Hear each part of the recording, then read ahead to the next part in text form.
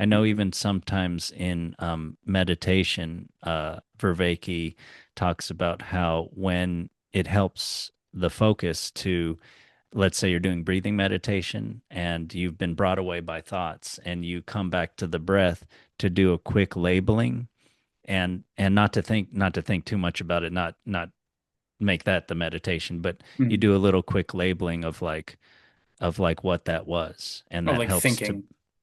yeah, yeah, Yeah. and that helps you to kind of settle that so that you can get back to the attention on the breath. That's interesting. Yeah, there's I got two things I want to say actually. If well, I suppose we have time for it, right? Um, one is that there's the Buddhist group I used to work with in New York, not the Zen one, but a different one.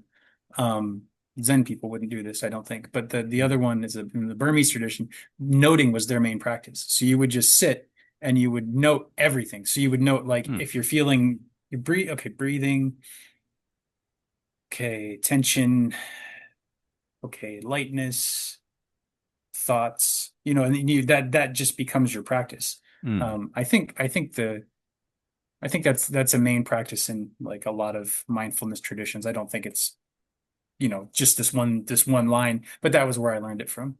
And supposedly that's a sufficient practice. Like you can carry that'll carry you all the way, or whatever. It's not just like a introductory thing. The more Thank the you more for you can telling do me. that, the less you get hooked on it. Yeah. Yeah, I'm gonna try that definitely. I feel like that will be very fruitful for me. Yeah. Yeah.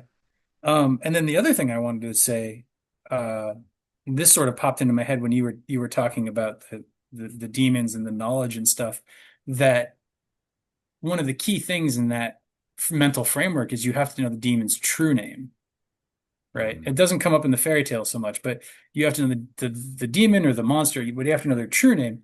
And I think, again, on a psychological level,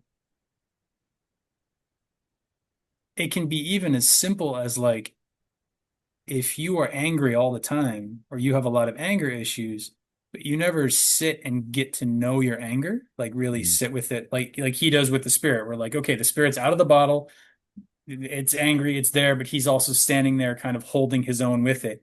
Mm. That oftentimes, at least in my own, I can speak from my own personal experience on this, in that oftentimes if I've just been feeling irritable and angry and I can feel this like this kind of demonic spirit in my system, it's kind of anger, irritation, that if I sit with that, oftentimes what comes up is grief or sadness. And I don't always Mm. have a label for it. Sometimes it's just something old in my system or something, but some Mm. kind of grief comes up and it's like, oh, the anger was this bottle that I had my grief inside of, and mentally the anger was keeping me from feeling the grief. I would just get angry and then go Mm. off on the anger. But if this is a demon or a problematic spirit in me, its true name is grief, and I've been calling it anger. And no wonder I can't command it. No wonder I can't stand face to face with it like the student does here with Mercurius, Um, Yeah, yeah. and it always ends up destroying me in the moment. I lose my mind, or I get meaning like, oh, I am angry. I'm just my anger. I'm not the person experiencing the anger. I'm not the person experiencing the grief. It takes over. And Yeah, I think that seems good. In this story, though, he does say, like, he announces his name at first. that is true.